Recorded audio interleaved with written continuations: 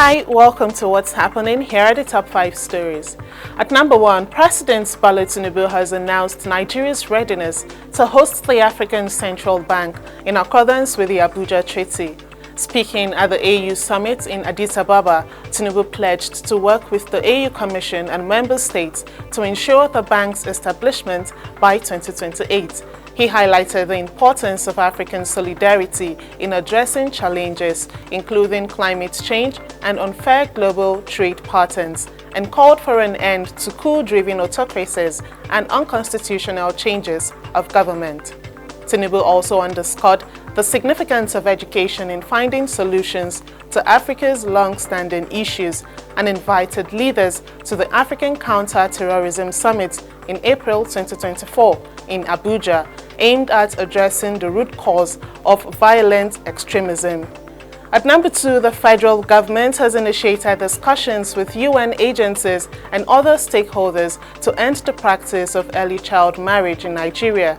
According to UNICEF's country representative, nearly 25 million children brides exist in Nigeria, with high prevalence rates in states like Bauchi, Jigawa, and Zamfara. This harmful practice is associated with severe forms of violence against women and girls, hindering social and economic development. The Minister of Women Affairs reiterated the role of all stakeholders, including traditional and religious leaders, in ending child marriage by 2030. The Sultan of Sokoto reiterated the importance of children attaining at least 18 years and completing secondary school before marriage. At number 3, Senator Simon Lalong, the former governor of Plateau State and current representative of Plateau South District, has expressed shock over the murder of Sylvanus Namang, the state publicity secretary of the All Progressives Congress (APC). Namang, described as a journalist, politician, and community leader, was one of 2 men killed in an attack by unidentified gunmen at a pub in Pangshin local government area. Senator Lalong conveyed his devastation at the loss.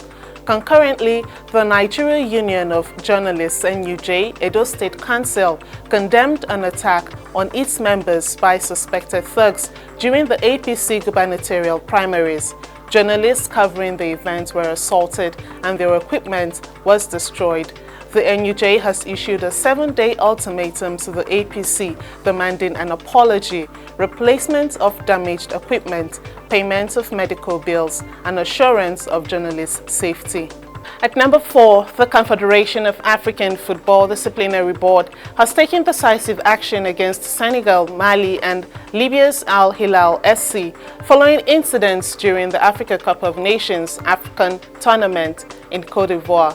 Mali's Federation Malien de Football received a $10,000 fine, and player Hamari Traoré faces a 4-match suspension with 2 matches suspended for a year for unsupporting behavior towards officials. Senegal's Federation Senegalais de Football was fined $5,000 for team misconduct, with player Krapin Diatta receiving a 4-match suspension and a $10,000 fine for comments bringing CAF into disrepute. Al Hilal SC has been fined $15,000, and their next 2 CAF inter-club matches will be played behind closed doors due to incidents involving unruly spectators.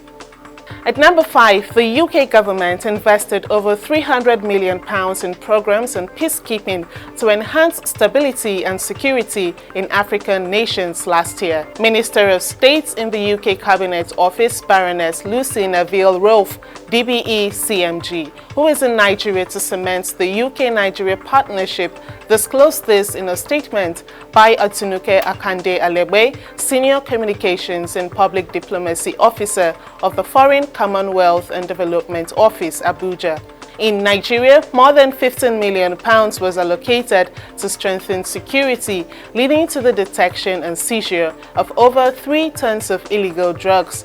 UK funding also aided the resettlement of over 500 people fleeing violent groups in northeastern Nigeria, providing vocational training, counseling, and literacy lessons. The UK and Nigeria are cooperating on regional threats, including UN efforts to stabilize communities in the Lake Chad Basin after years of extremist violence.